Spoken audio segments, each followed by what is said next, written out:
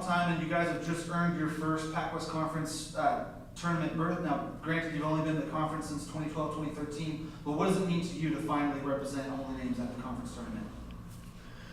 Well, it's funny because I was looking at some historical facts about how long it's taken people to get into this tournament. You look at teams like Notre Dame and even Hilo, who's looking for their first appearance in this conference tournament. It's great that after 3 years of being in this conference, full-fledged members in this conference, that we get this opportunity to be able to go in and represent Holy Names University in the tournament. So I think it's very special. I think it's special that we're doing it with this group. I've told this group right from the get-go when they arrived on this campus that we were going to do something special this year. And they've been on board with what we wanted them to do all year long. So you guys have lost 4 of your last 5 after winning 7 of 8, so it's been well documented that you guys not playing your best basketball right now, but not a far way off from when you were. How do you get it turned around coming into this first game of the tournament? We just have to refocus. I mean, our mindset has to be in place. Part of it is, I probably put too much pressure on our guys throughout the year, just trying to get to this point, and really lost track of what was important, which was game by game. So I take accountability for preparing these guys and maybe not getting them in the right mindset. But it's a special opportunity. I think there's no doubt in my mind that my guys are ready for the opportunity at hand to really play the best in the conference. And to know that we're one of the top 6 teams in this conference, we held that top 5 spot for most of it, and I feel like we are a top 5 team in this conference for sure. Now, you guys, as well as a couple other schools in the conference, are making their first appearance. UN Academy of Art. Is there any extra significance, being that it is your first time in the tournament, to try to do something great and really get out of the first round? We take it game by game. I mean, for me, it's yes, this is a very special moment for Holy Names University. It deserves the shine that it's getting right now. I do it because it's about the Sisters of the Holy Names and what they stand for and their core values. I think about that a lot, to be honest with you. I've thought about it a lot throughout the year in regards to some of the sisters that impacted my life, and Sister Nancy Teskey, Sister currently Sister Joanne Quinlivan, who I still speak to. You have so many sisters that have done so much for people on this campus that I believe that it's special that they get to shine. The university gets to shine for our efforts, and so I believe that we are where we're supposed to be right now. And you guys have a first round matchup with Chaminade. You guys come in having lost the season series. You lost game 1 by 11 and game 2 by 19. What will be the answer for Chaminade when you meet with them in the first game of the tournament? We're still solidifying the game plan for them. I think it's, you got a great offensive power in Chaminade. They're one of the top 2 teams in scoring, and so we consider ourselves a pretty good defensive team, and so we just have to make sure we zone in for 40 minutes on the defensive side of the ball. But just because we are defensive-minded, I do believe that we have some offensive weapons on our side with guys being able to step up. And so we're going to need some guys to step up and be consistent in that game and be able to come through for us. But, I do feel like we can score with the best of them. I don't necessarily think that that's something we want to do against Chaminade and see if we can, score basket for basket against them. We need to be able to get our stops. We need to be able to get opportune stops and get extra possessions. And how we do that through 50-50 plays, being able to get extra possessions through offensive rebounding and just try to grind that game out and see if we can do that.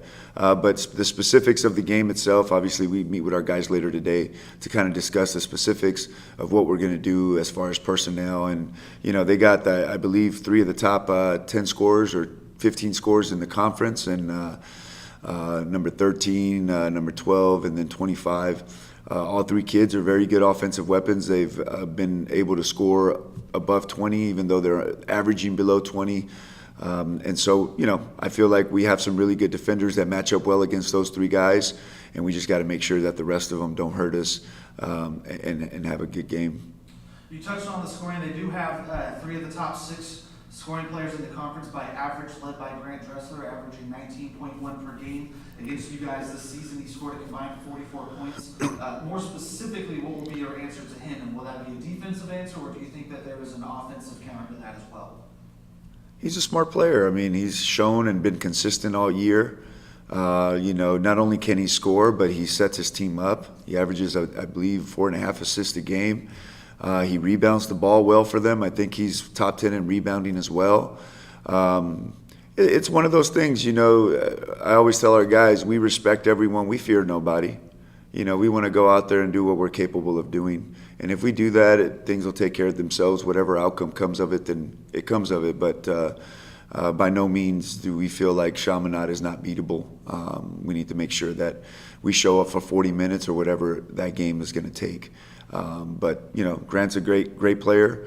We have some great players. I feel like Andre's one of the best defenders in our conference, and we're going to match him up and play him minute for minute against Dressler.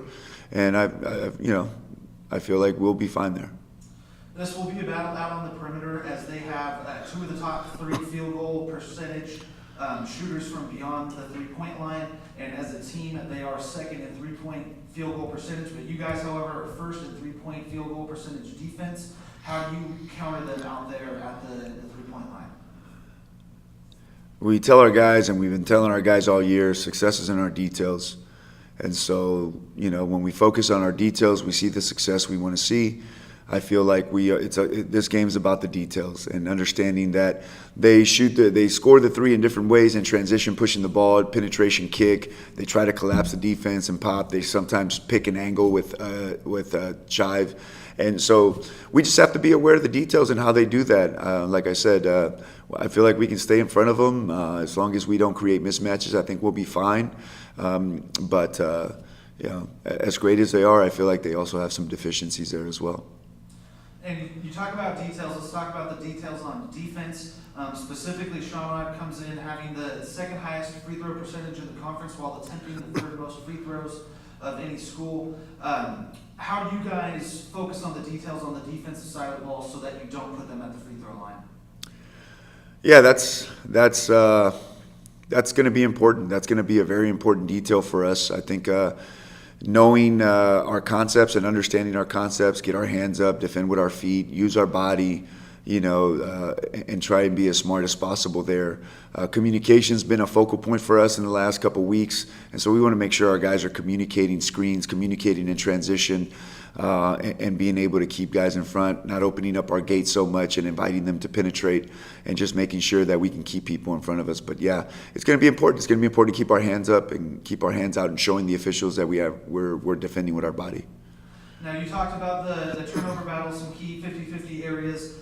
You guys come in as one of only 4 teams in the conference with a positive turnover margin. However, another one of those teams is Chaminade. Chaminade also leads in assist-to-turnover ratio.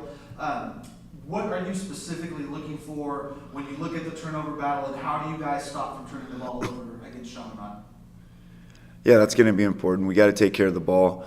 Our goal is to keep our turnover, right at the 9 marker. If we can keep our turnovers low, those live turnovers are the ones that hurt us here at home against them. I believe there was about 22 points off live turnovers here at home, another 23 in transition, and so that hurt us a little bit. So, it's about making those adjustments and making sure that we have to be fundamentally sound when we have the ball, don't leave our feet, understand that we can't just throw the ball away and let them get live turnovers on us. So you guys do play the first game of the conference tournament. Is there any extra significance being that it's your first time playing in the first game of the tournament, or you go in there taking it just as a normal game, as if it's a game here at home? It's going to be hard. I mean, it's hard to tell you that there's no significance. There's significance in the sense this is our first appearance in this tournament, and we want to be able to show well.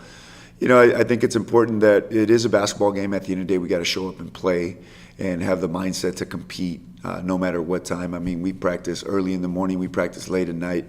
The inconsistencies in our practice, I feel, have prepared us for being able to be ready to play at any given time. Last week we had one of our best practices at 6 a.m. And so I really don't worry about the time. I do believe there is some significance in the time that, we're the first team to play. But for us, it's just being ready and right from the tip, being able to compete. And, I think we'll be ready. For Chaminade, this is their 5th appearance in the conference tournament. Is there any worry or any concern that being that they would have the edge and experience, that they would know what to look for, and that maybe some of your guys in areas that they won't be able to respond?